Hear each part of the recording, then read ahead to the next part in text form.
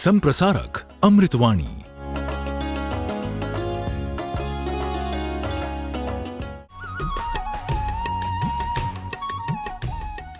आर्हत वाङ्मय में कहा गया है, जो सहस्रम सहस्राणम संगामे दुज्जए जिणे एगम जिणेज अप्पाणम एस से परमो जओ। दुनिया में हार और जीत की स्थितियां भी बनती हैं। बाहर की दुनिया में कोई चुनाव में हार जाता है, कोई जीत जाता है। न्यायालय में कोई हार जाता है, कोई जीत जाता है। अध्यात्म के क्षेत्र में भी जीत की बात आई है कि एक योद्धा 10 लाख दुर्जय शत्रुओं को या दुर्जय संग्राम में 10 लाख शत्रुओं को जीत लेता है। एक तरफ तो वह शूरवीर आदमी, एक दूसरा साधक आदमी जो केवल अपनी आत्मा को जीत लेता है। दोनों में बड़ी विजय किसकी है? शास्त्र में कहा गया, एगम जिणेज अप्पाणम एस से परमो जओ। एक अपनी आत्मा को जो जीत ले, वह उसकी परम जय हो जाती है। शत्रुओं को जीतने वाले की जय मान ले, पर आत्मा को जीतने वाले की परम जय हो जाती है। आत्मा हमारे लिए अदृश्य है, वह अमूर्त है। शरीर हमें स्थूल रूप में दिखाई दे रहा है। आत्मा और शरीर, अध्यात्म की सिद्धांत प्रणाली में आत्मा अलग, शरीर अलग, यह निश्चय है, यह कथन है। शरीर अस्थाई है और आत्मा स्थायी होती है। शरीर एक दिन विनाश को प्राप्त हो जाता है, आत्मा अविनाशी है। अब एक प्रश्न है कि आत्मा को जीतने की बात तो बताई गई है, आत्मा को कैसे जीता जाए? जीतने का मतलब है कि आत्मा का जो स्वभाव है, स्वरूप है, उसको जिन तत्वों ने विकृत बना दिया है, आवृत कर दिया है, उन तत्वों को दूर करना, विजातीय तत्वों को दूर करने का प्रयास या दूर कर देना, यह आत्मा को जीतना होता है। आत्मा अपने आप में निर्मल है, शुद्ध है, न कोई विकार है, न गुस्सा, न अहंकार, न माया, न लोभ, न राग, न द्वेष। वो एकदम शुद्ध स्वरूप आत्मा का है। उसमें जो ये विकृति आई हुई है, आदमी गुस्सा करता है, अहंकार भी कर लेता है, छलना में भी चला जाता है, लोभ में भी चला जाता है, कहीं राग, कहीं द्वेष, घृणा। यह जो विकृति है, इसको दूर करना आत्मा को जीतना हो जाता है। प्रकृति और विकृति, आत्मा की प्रकृति शुद्धता है और विकृति अशुद्धता है। अशुद्धता को दूर कर देंगे, शुद्धता अपने आप उजागर हो जाएगी। यह मंच है, प्राय साफ दिख रहा है। और कभी आंधी आए, खूब रेत यहाँ जम जाए, रेत की परतें जम जाएं, तो फिर ये जो मंच का शुद्ध रूप है वो दिखाई न दे। प्रयास के द्वारा धूल को दूर कर दिया जाए तो फिर यह आंगन का शुद्ध रूप सामने आ जाता है। हमारी चेतना का जो प्रांगण है वह अपने आप में शुद्ध है, यानी चेतना शुद्ध है। मोह की जो विकृति आ गई है, रेत रजें आ गई हैं, आई हुई हैं, उन्हें तपस्या साधना के द्वारा दूर कर दिया जाए और अज्ञान की परतें भी दूर हो जाए, आवरण दूर हो जाए, तो आत्मा अपने शुद्ध स्वरूप में स्थित हो सकती है। तो विकृति को दूर करना, विकृति को दूर करने का प्रयास साधना है, अध्यात्म की साधना है। भौतिकता का जगत है, मटेरियलिज्म, इतना भौतिकता चकाचौंध, परंतु अध्यात्म की साधना से जो शांति, जो सुख मिलता है, वह सुख भौतिकता से कैसे मिल सकता है। भौतिक संसाधन हैं, वे आदमी को सुविधा प्रदान कर सकते हैं, सुविधा मिल सकती है, पर भीतरी सुख जे निर्जिन्ने से सुहे, निर्जरा से साधना से जो सुख मिलता है वह भौतिक सुविधा से कैसे मिल सकेगा। जिसके पास संसाधन है, एसी की व्यवस्था है, गर्मी में एसी की व्यवस्था है, अच्छा बंगला, अच्छे और साधन हैं, आदमी सुविधा से रह सकता है। और सुविधा में रहने वाला आदमी भी भीतर से अशांति को भोगता हुआ भी हो सकता है, क्योंकि पदार्थों में सुविधा देने की ताकत तो हो सकती है, भीतरी शांति जो साधना से मिलती है उसको देना, उपलब्ध कराना पदार्थों के मानो वश की बात नहीं होती है। तो कितने ऋषि महर्षि हुए हैं, भगवान महावीर जैसे और भी साधक ऋषि महर्षि हुए हैं। अब ऋषियों महर्षियों ने साधना से जो प्राप्त किया है वह साधनों से प्राप्त कैसे हो सकता है। सुविधा के लिए साधन, संसाधन और निर्मलता व शांति के लिए साधना की जरूरत होती है। साधु साधनाशील होता है और भौतिकता में जीने वाले गृहस्थ साधनशील, संसाधनशील हो सकते हैं। इतना सा फर्क है, एक साधनाशील, दूसरे संसाधनशील हो सकते हैं। तो अध्यात्म की साधना अपने आप को जीतने का तरीका है, उपाय है। अब किसको जीते, कैसे जीते? गुस्सा एक विजातीय तत्व है।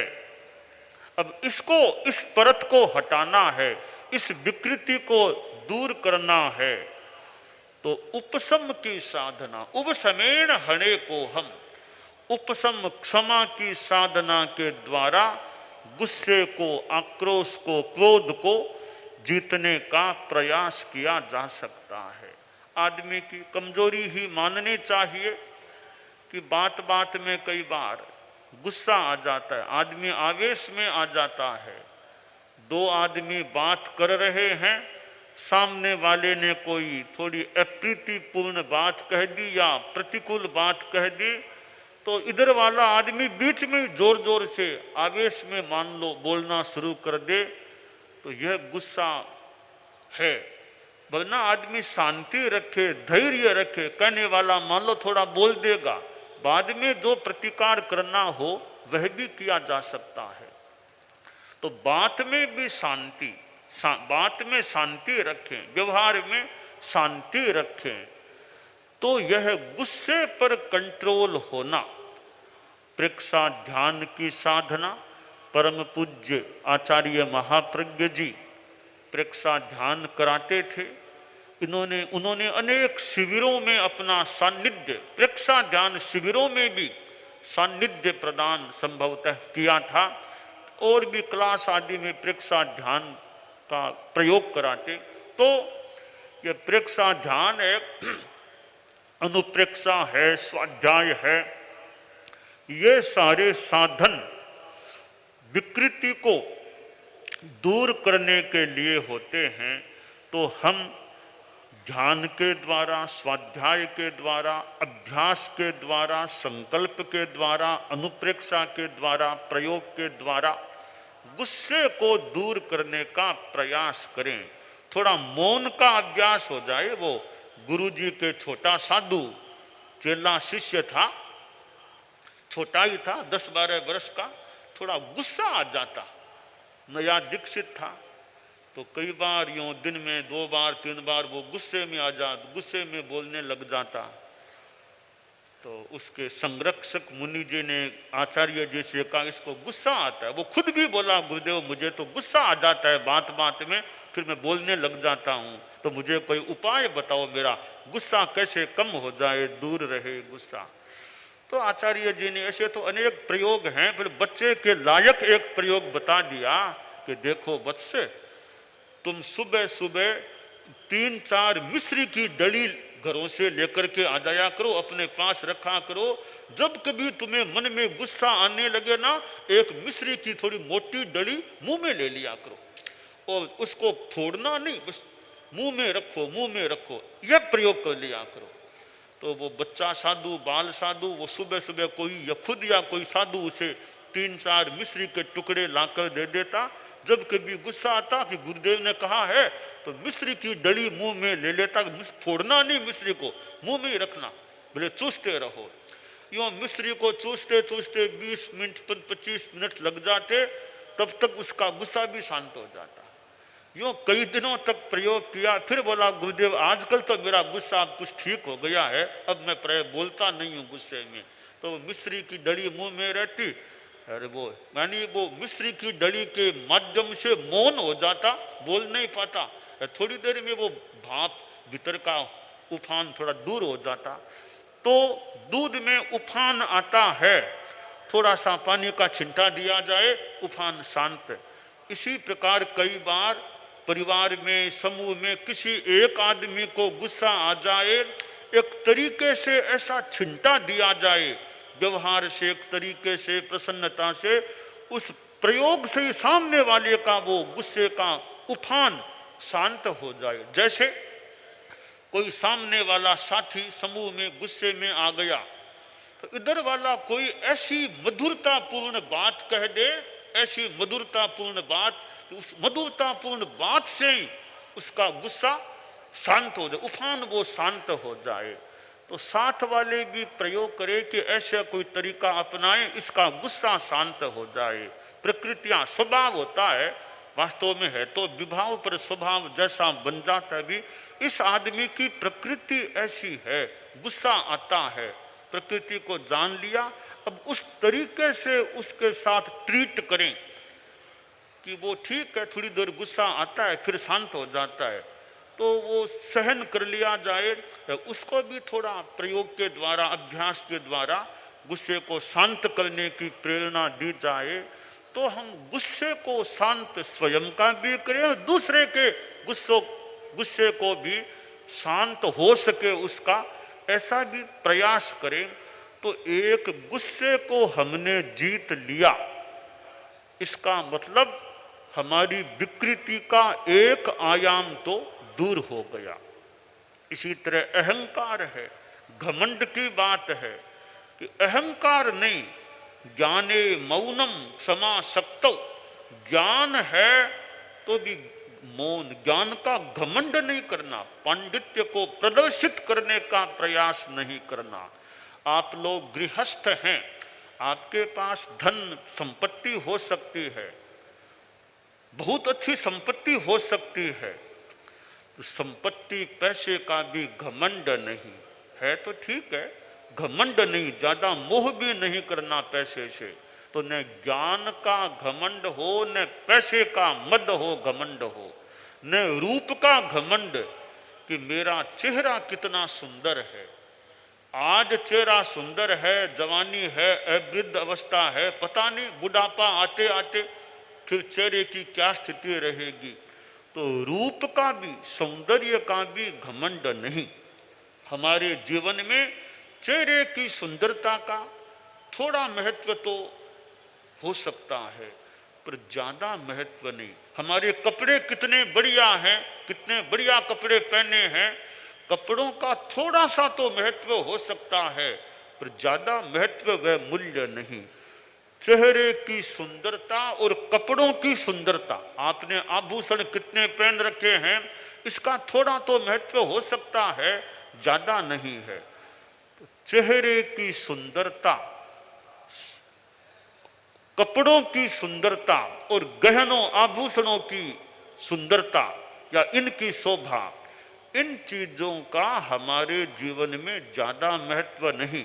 ज्यादा महत्व है आदमी की प्रकृति कैसी, आदमी का व्यवहार कैसा और आदमी का ज्ञान कैसा, आदमी में एफिशिएंसी कैसी, आदमी में कार्य कुशलता कैसी, आदमी कैसे दूसरों का उपकार करने वाला है, कैसे दूसरों का कल्याण करने वाला है, दूसरों के लिए क्या आध्यात्मिक प्रयास करने वाला है। तो ज्ञान का बहुत महत्व है, कितना पढ़ा लिखा, कितनी विद्वत्ता है, उसका बड़ा महत्व है। और साधना कैसी, व्यवहार कितना अच्छा, शालीन, बढ़िया, उसका बड़ा महत्व है। तो हम चेहरे की सुंदरता का घमंड न करें, कपड़ों की सुंदरता का घमंड न करें, आप लोग आभूषणों आदि का घमंड नहीं, और ज्यादा महत्व भी नहीं दें। ज्यादा महत्व ज्ञान को दें, साधना को दें, सद्व्यवहार को दें, कार्य कुशलता को दें, एफिशिएंसी को, कि ये कितनी अच्छी है जीवन में। तो जीवन में हम घमंड न करें। मानम मद्दव या जिणे, मार्दव के द्वारा हम अभिमान घमंड को भी विगलित करने का प्रयास करें, इस विजातीय तत्व को दूर करने का प्रयास करें। इसी प्रकार माया, छलना, यह भी विकृति है। छलना नहीं, सरलता, ऋजुता, स्पष्टता, पारदृश्यता, कहीं से देख लो, एकदम साफ सुथरी बात है।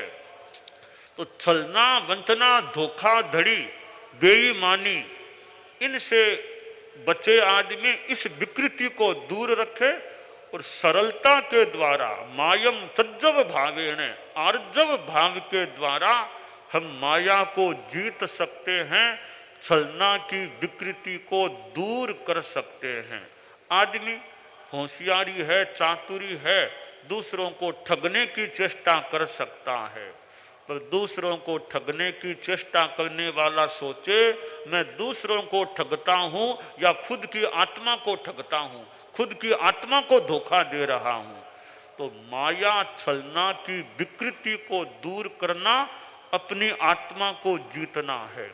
और चौथी बात, लोभम आश्रय, संतोष ओ जने, संतोष के द्वारा लोभ को जीते, ज्यादा लोभ नहीं। अति लोभो न कर्तव्य है। अति लोभ, थोड़ा बहुत तो मान लो आदमी, आप लोग गृहस्थ हैं, लोभ हो सकता, ज्यादा लोभ नहीं करना चाहिए। ज्यों ज्यों लाभ त्यों त्यों लोभ, जहां लाहो तहां लोहो।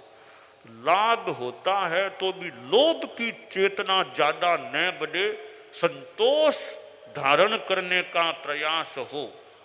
यह संतोष के द्वारा, संतोष की अनुप्रेक्षा, संतोष का संकल्प, संतोषपूर्ण व्यवहार, इसके द्वारा लोभ की विकृति को दूर करने का प्रयास करना चाहिए।